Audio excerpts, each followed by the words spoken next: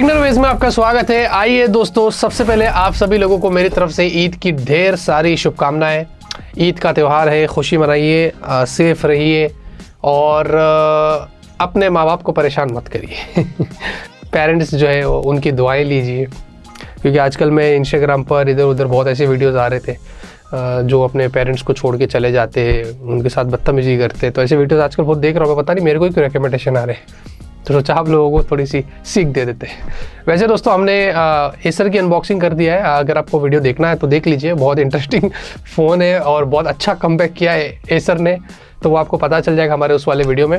और रिव्यूज़ तैयार हो रहे हैं, बहुत सारे कंपैरिजन्स आने वाले हैं, कुछ अलग तरीके के वीडियोस पर भी काम कर रहे हैं, स्टूडियो अपग्रेड करके इसमें क्या नया करना है उसके ऊपर भी अभी डिज़ाइन बन रहा है, तो बहुत कुछ हो रहा है।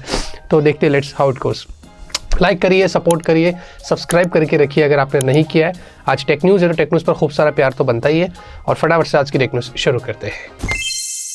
पहले के बारे की शुरुआत करते हैं नथिंग से। देखिए, नथिंग फ़ोन 3 तो हमें पता है कि 1 जुलाई को लॉन्च होने वाला है। ये ग्लोबली, इंडिया दोनों में लॉन्च हो जाएगा, लेकिन उसी के साथ नथिंग अपना सबसे पहला फर्स्ट एवर हेडफोन्स भी लॉन्च करने वाला है। जी हाँ, नथिंग हेडफोन 1 करके ये जो हेडफोन है ये ऑफिशियली कंफर्म्ड हुआ है। अब इसमें क्या क्या फीचर्स होगी, कैसा होगा, इसके बारे में ज़्यादा कुछ पता नहीं है, बट नथिंग वाले कुछ वैसे भी कर रहे हैं। तो TWS और ये सब कुछ तो आ रहा था, लेकिन अभी हेडफोन्स भी आ रहा है जो ओवर द हेड आपके रहेगा, और वो शायद आपको PC, लैपटॉप्स और क्या पता फ़ोन में भी लगाने को मिल जाए। तो कैसा होगा, क्या होगा, जो भी होगा, अगर आपको इसकी अनबॉक्सिंग देखना है या इसके बारे में कुछ छोटा मोटा वीडियो देखना है तो कमेंट में ज़रूर बताना। स्टारलिंक को लेकर इंडिया में काफ़ी अच्छी खबर आ रही है। देखिए, स्टारलिंक सैटेलाइट्स जब इंडिया में आएंगे तो हमें बहुत सारे फ़ायदे देखने को मिलने वाले हैं। रिमोट एरियाज़ में हमें इंटरनेट सर्विस मिलेगी और उसके अलावा बहुत सारे अपॉर्चुनिटीज़, जॉब्स, ये वो सब कुछ होने वाला है। लेकिन अभी हाल ही में बताया जा रहा है कि स्टारलिंक जो है ना वो बहुत करीब आ गया है इंडिया के अपने सैटेलाइट्स को इंडिया में लॉन्च करने के लिए। अभी हाल ही में उनको GMPCS, इसका मतलब है global mobile personal communication bye satellite, ये वाला लाइसेंस जो है ना वो डिपार्टमेंट ऑफ टेलीकम्युनिकेशन से मिलने वाला है। जैसे ही ये लाइसेंस उनको मिलता है और ये लाइसेंस के हिसाब से कंप्लाई करती है, तो वो जून के बाद ही, इस महीने के बाद ही कभी भी अपने इस सैटेलाइट को इंडिया के अंदर अनाउंस कर सकता है ऑफिशियली। तो स्टारलिंक सैटेलाइट्स, ये समझ लीजिए कि भाई बहुत जल्दी, कुछ महीनों की ही बात है और वो हमें इंडिया में देखने को मिलने वाले हैं। अमेज़ॉन जो है, जो अपने प्रोजेक्ट क्यू पर, आई थिंक कौन सा था वो वाला सैटेलाइट वाला, जो उसका जो लफड़ा चल रहा है, उसको अभी तक लाइसेंस नहीं मिला है, वो अटका हुआ है। बट स्टारलिंक बहुत करीब है। देखते हैं कि दोनों में से कौन पहला आता है और ये कितना जल्दी आता है। देखिए, हमारे एक बहुत ही प्रीमियम डायलॉग है, लड़ो लड़ो लड़ते रहो, हमें क्या करना है, घंटा फर्क नहीं पड़ता है। जियो, एयरटेल, वोडाफोन, BSNL स्किप किया लेकिन फंस गया, क्योंकि ये वो वाली न्यूज़ नहीं है, वो वाली न्यूज़ अलग है। कैसा पोपट किया ना। देखिए, अभी यहाँ पर बताया जा रहा है कि अप्रैल के महीने के अंदर इस साल जियो ने लगभग 26 लाख नए सब्सक्राइबर्स को गेंड किया है। 26 लाख लोग नए जियो को जुड़ गए हैं। एयरटेल को लगभग 1.7 लाख नए सब्सक्राइबर्स मिले हैं, ज़्यादा नहीं मिले हैं। लेकिन BSNL को 1.5 लाख के आसपास लोग छोड़ के चले गए और वोडाफोन को लगभग 6.5 लाख के आसपास लोग छोड़ के चले गए।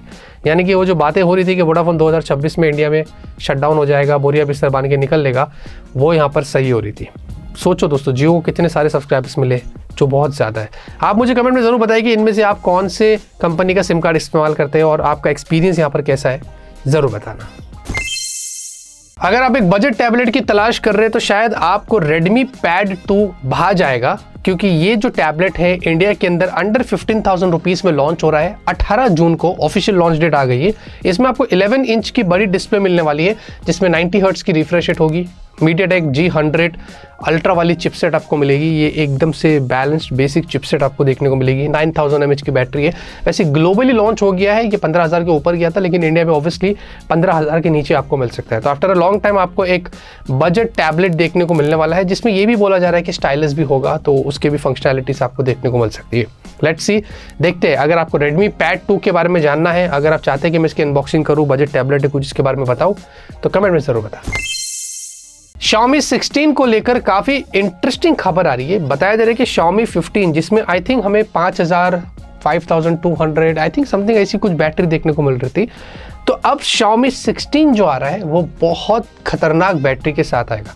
कंसिडरिंग वो एक कॉम्पैक्ट फ़ोन होगा, 6.3532 ऐसी इंच की डिस्प्ले होने वाली है, उसके बावजूद भी उसमें बताया जा रहा है कि 7000 mAh की आपको बैटरी मिलेगी।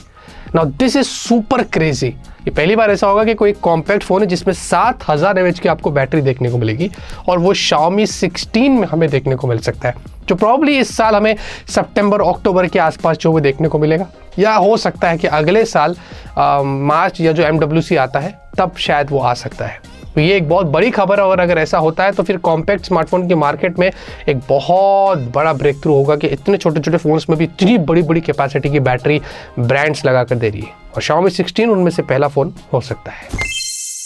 मोटोरोला Edge 60 सीरीज में एक और मेंबर आने वाला है, Edge 60। ये इंडिया में 10 जून को लॉन्च होगा, इसकी ऑफिशियल लॉन्च डेट बाहर आ चुकी है।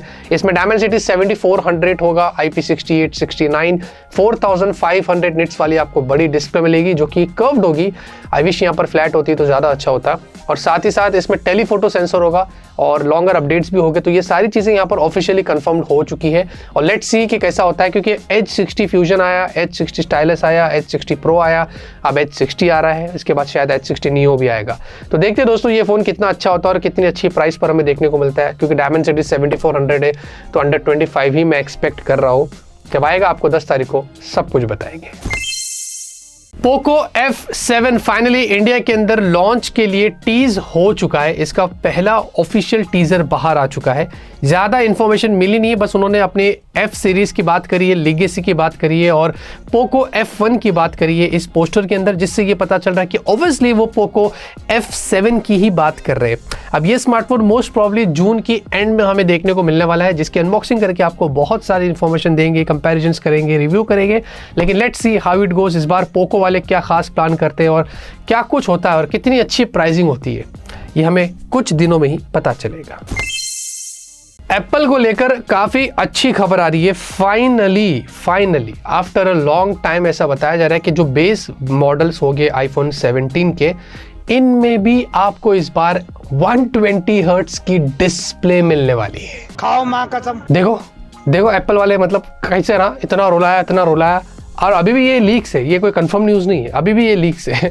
अभी भी बोल रहे हैं कि भाई इसके ऊपर कुछ भरोसा करने की ज़रूरत नहीं है। लेकिन iPhone 17 और iPhone 17 Air जो उनके बेस वेरिएंट हो गए, इनमें आपको 120 हर्ट्ज की हाइयर रिफ्रेश रेट वाली डिस्प्ले देखने को मिलेगी फाइनली। और बाकी प्रो वर्जन में तो रहता है, उनमें 144 कभी नहीं होगा, वो 120 रहेगा। बट स्टिल मैं बता रहा हूँ कि iPhone 17 और iPhone 17 Air में ऐसा होने वाला है। देखिए भाई, मुझे नहीं पता, मैं एप्पल का फ़ैन नहीं हूँ और मैं एप्पल के फ़ोन्स पसंद नहीं करता। मुझे एंड्रॉयड में ज़्यादा फ्रीडम लगता है और एंड्रॉयड की बात ही अलग है। हाँ, अपार्ट फ्रॉम वो AAA गेम्स का जो मज़ा आईफोन्स वाले लेते हैं वो मैं मिस करता हूँ बस। बाकी आप मुझे बताइए, एंड्रॉयड और iOS या एंड्रॉयड आईफोन क्या चूज़ करेंगे आप? कमेंट में ज़रूर बताना। अब आया ना तू स्किप करके, मतलब मैंने बोला था उधर कि वो खबर नहीं है ये खबर है, तो वहां से फट से इधर आ गया। छोड़, आपने को क्या करने का, स्किप करके अपनी खबर पते की ले लिया और निकल लिया। स्किप। चलो देखिए, खबर वापस से ये आई है और ये बहुत फ्रेश न्यूज़ अभी निकल कर आई है, और बताया जा रहा है कि 10 से 15% आने वाले 6 महीनों के अंदर दोबारा जियो, एयरटेल, वोडाफोन, BSNL सभी लोग जो है वो प्राइस हाइक करने वाले। अभी हाल ही में उन्होंने आई थिंक पिछले साल जुलाई में किया था, 2024 में आई थिंक कुछ 25% तक किया था, और वो बहुत बुरा हुआ था, काफ़ी प्रॉब्लम्स हो गए थे, काफ़ी प्राइसेस हाइक हो गए थे। लेकिन उसके बारे में हमने फिर एक वीडियो भी बनाया था। अभी यहाँ पर बताया जा रहा है कि 6 महीने के अंदर 10 से 15% दोबारा यहाँ पर प्राइसेस को बढ़ाने वाले हैं। ये सारे जो टेलीकॉम कंपनी से वो सब कुछ करने वाले हैं। तो ये मुझे समझ नहीं आ रहा है कि बढ़ के हर साल अगर ऐसे ही 5-10 करेगा तो फिर हमें क्या करना पड़ेगा? कुछ नहीं करना पड़ेगा, हमारे पास हाथ बंधे हुए हैं और हमें मजबूरन इनके सिम कार्ड्स का इस्तेमाल करना पड़ेगा। ये सारा का सारा जो षड्यंत्र है ये जियो करता है, क्योंकि उन्होंने पहले फ्री में सिम कार्ड देकर लोगों को खींचा, अब लूट रहा है।